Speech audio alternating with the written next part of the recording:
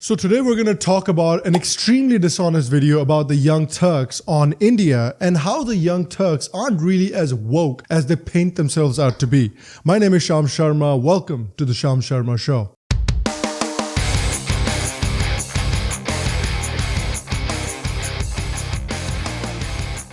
Hello and welcome to another edition of the Sham Sharma Show. Thank you very much for joining me today. Thank you very much for watching. I appreciate you. So look, lying about India isn't something that's new for the Young Turks. They've been doing it for a while. I, on my other channel, have debunked a video that some time ago Anna Kasparian of the Young Turks made about India and Modi and Tulsi Gabbard. So they're back at it again. They're talking about Trump's trip to India, and just because, according to the Young Turks, Orange Man bad. So anybody who's even remotely friendly with Orange Man must also be bad. So keeping in with that theme, they produced this extremely dishonest video about India. Citizenship Amendment Act, the CAA, which was passed by Parliament in December, and it effectively discriminates against Muslims in a really disgusting way, as Modi tend to do, and he's a right-wing authoritarian. Donald Trump loves him for that reason, and basically, despite the fact that he's done this, and I will get into the details of the law a little bit later, Trump is still heaping praise onto Modi for his commitment to religious freedom, which is completely contrary to the facts here. Whoa, that's kind of a broad claim. How does Modi just discriminate against Muslims? How is it something that he just does? Because let's look at some policies. The Modi government has taken steps to modernize madrasa education and to secularize madrasa education so that economically weaker Muslim children have a better shot at a better future and getting better jobs. Similarly, Modi has announced exclusive scholarships for Muslim girls. The Modi government has recently been instrumental in banning the triple talaq custom, which is an Islamic custom wherein a Muslim man can divorce his wife simply by saying the words talaq 3 times. This custom was directly responsible for the ruining of thousands of Muslim women's lives. Now these Muslim women can live a life of dignity. The Modi government has also taken steps to reduce the cost of the Hajj pilgrimage, the holy Islamic pilgrimage. Even in Kashmir, through the removal of Article 370, various communities now have equal rights in Kashmir. The scheduled castes and the scheduled tribes, the so-called lower castes in India, now have equal rights in Kashmir. Kashmiri women under Article 370, if they married a non-Kashmiri man, they would lose all their inheritance rights. But now, because of the removal of Article 370, they can marry whoever they want. Under Article 370, being an LGBTQ person in Kashmir was illegal. By the removal of Article 370, being an LGBTQ person is not illegal in Kashmir anymore. On top of that, the Modi government has been instrumental in solving a long-standing dispute between Hindus and Muslims over the Ram temple in Ayodhya, where now a solution has been reached. So I mean, oh my God, look at all this discrimination. How dare Modi try to give people equal rights in Kashmir? How dare Modi remove triple talaq so that Muslim women can live a life of dignity? Because according to woke-ass Young Turks, we should not mess with other people's culture because their culture is their culture and we should leave it be. So in Islamic culture, women are supposed to be second-class citizens, so we should just leave them be, even if it completely destroys their lives. We will be happy to not let the LGBTQ community be equal to other communities in India if the Muslims don't want to give them equality. That's how woke we are. I'm woke. Woke. I'm woke. Anti-CAA protesters were reportedly doing peaceful sit-ins, and the police used tear gas amongst other tactics. They apparently kind of threw rocks back, but it's really, I don't think, you can't compare the two. Disproportionate. Yeah. That was the word I was looking for there. Have you read up on the violence that has happened in India over the Citizenship Amendment Act? Have you read up about the state of the police in India? Policemen have been injured in the violence in these protests in India. Look at this video. Look at the way the protesters have surrounded the police, cornered the police, and are pelting them with stones. Don't you think this can cause some serious violence, which is why policemen have been injured in India? And the protesters aren't just using stones. Quite a few protesters are also using guns, which has directly resulted in the death of a police officer. And the thing that people in America and commentators in America need to understand is that the police in India isn't armed to the teeth like the police in America. The police in India, in a lot of places, are actually quite under-equipped to deal with violent situations, and often in these violent situations, the police tends to get hurt. You should show this part, Young Turks. You're a multi-million-dollar company with millions of subscribers on YouTube. Surely you can afford to do the research. And let me explain the context of these riots as well, because this kind of violence has has been happening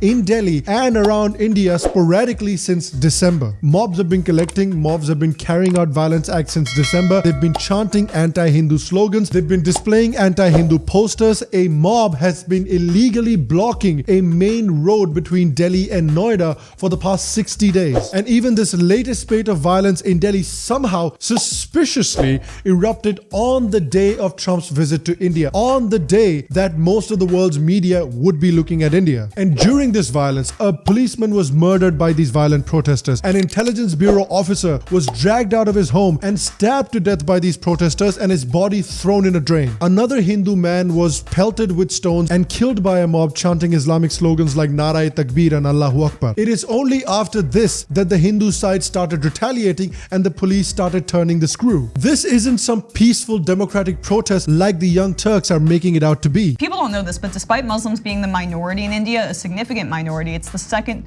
largest Muslim population in the entire world. So this affects so many people, in addition to what Modi is doing in Kashmir. And now they're trying to paint this picture that somehow the Citizenship Amendment Act affects Indian Muslims, which it absolutely does not. The Citizenship Amendment Act or the CAA does not affect Indian Muslims in any way whatsoever. So the CIA grants fast-track citizenship to undocumented migrants from the Hindu, Sikh, Buddhist, Jain, Parsi, or Christian community from Afghanistan, Bangladesh, or Pakistan who entered into India on or before the 31st day of December 2014.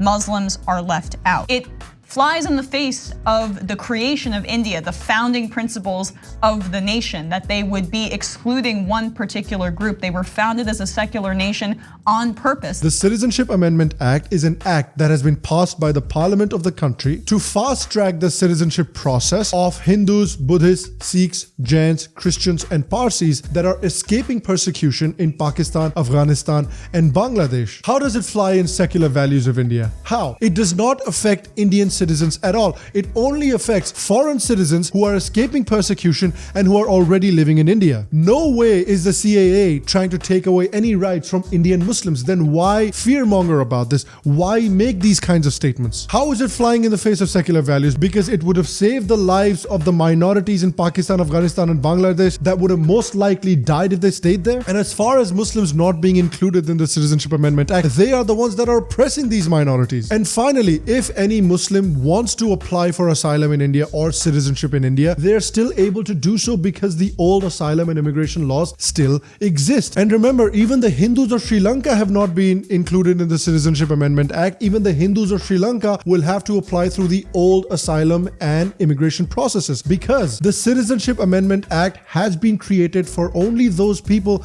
that are facing an existential life and death struggle in Pakistan, Afghanistan, and Bangladesh. To now have this authoritarian come in and basically stab the minority citizens in the back is not the image of the country that was supposed to be in existence now. What the hell? How's he an authoritarian? He was elected by the people of India twice in an extremely successful democratic process and exercise. How did he stab Muslims in the back? Removing Article 370 simply grants equal rights to all Indians in Kashmir. And the Citizenship Amendment Act does not affect Indian Muslims in any way whatsoever. So how is he stabbing Muslims in the back? At this point, you're just making claims without really backing them up with any hard evidence. So if you can make claims without really backing them up with any evidence, then I will do the same as well. I can make claims that Cenk Uygur, the founder of the Young Turks, bathes in bacon grease every morning, and now that might or might not be true. But the Young Turks are also making unverified claims, so I can do that as well. We have to keep certain people out of the country because they're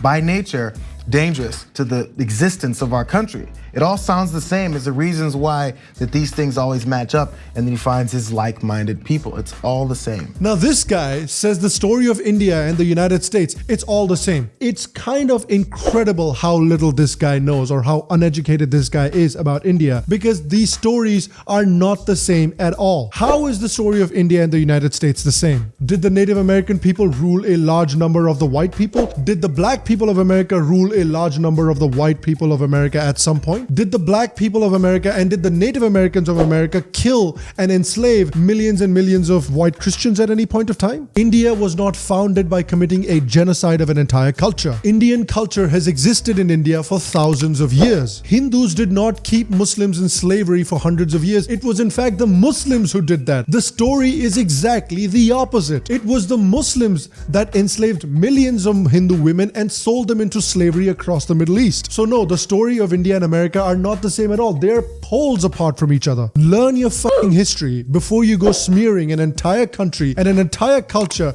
just because Orange Man is bad and anybody who's even remotely friendly with Orange Man is also bad. I don't know if any of you, you're both busy, if you had time to check to see, is the mainstream media talking about this at all during this presidential trip? It's brown people. It's brown people. What a story, Mark. Trump doesn't care about brown people. Guess who cares about the brown people though? The Young Turks. That's who cares about the brown people. But the truth is, the unfortunate reality is that the Young Turks only care about a certain kind of brown people. They seem to care about the Muslims because currently it's cool and it's woke to care about the Muslims. Woke. Whoa. Get woke. We're woke. It's cool and it's woke to wear the hijab and pretend like it's a symbol of feminism and freedom. But the Young Turks also completely ignores another kind of brown people that are a fairly significant population. And that is the Hindus of India and the Hindus, Sikhs, Buddhists, Jains and Parsis of Pakistan, Bangladesh and Afghanistan. Why though? Well, because they're the wrong kind of brown people. They're the kind of brown people that nobody wants to stand up for. They're the kind of brown people that nobody cares about. Would anyone really care if these kind of brown people just died? The Young Turks wouldn't care. And let me paint a picture of their lives and let me tell you why the Young Turks doesn't care about these people. Let's talk about the Hindus, Sikhs, Buddhists and Jains of Pakistan, Afghanistan and Bangladesh. Hindu women in Pakistan are kidnapped on a weekly basis, forcibly converted to Islam and married off to older Muslim men. Hindus and Sikhs in Pakistan and Bangladesh are killed on a routine basis in the name of blasphemy, and their places of worship have been routinely destroyed in the name of blasphemy as well. Well, they may be alive in these countries, but they certainly have no life there. Let's talk about another kind of brown people that the Young Turks don't care about,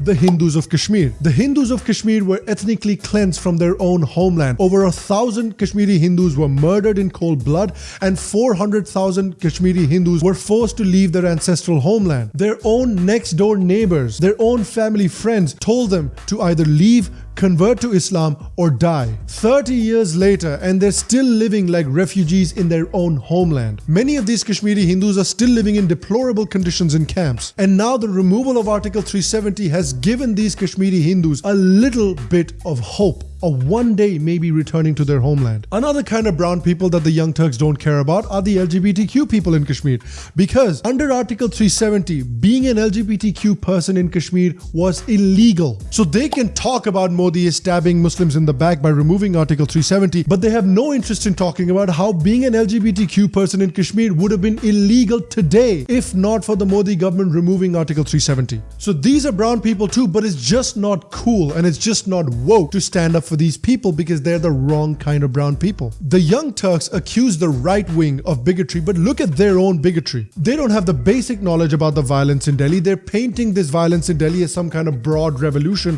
which it absolutely isn't. They don't have the basic knowledge about the history of India. They don't have the basic knowledge about the relationship between the Hindu and the Muslim community through the years in India. They don't have the basic knowledge about the CAA. They don't have the basic knowledge about how Modi was democratically elected by the Indian people in a very successful democratic exercise, that he is not an authoritarian. They don't have the basic idea of what the minorities in Pakistan, Afghanistan and Bangladesh are going through on a daily basis in these countries. And then they have the fucking stones to lecture India about what's right and what's wrong. Seriously guys, I hope your farts smell really good because you're sniffing the hell out of them. And I want to ask you guys as well, do you think this video by the Young Turks gives a fair representation of India and what is going on in India right now? Let me know your thoughts and comments in the comment section down below. As usual guys, if you like today's episode, if you like what we do here on the Sham Sharma Show, make sure to leave a like, leave a comment, leave a thumbs up, interact with the show. It really helps the channel out, it really helps this video out,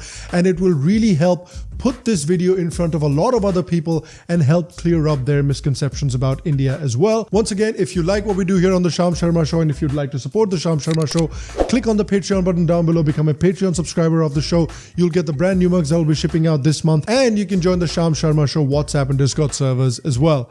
If you like what we do here on the Sham Sharma Show, if you like today's episode, and if you haven't subscribed already, well then what are you doing?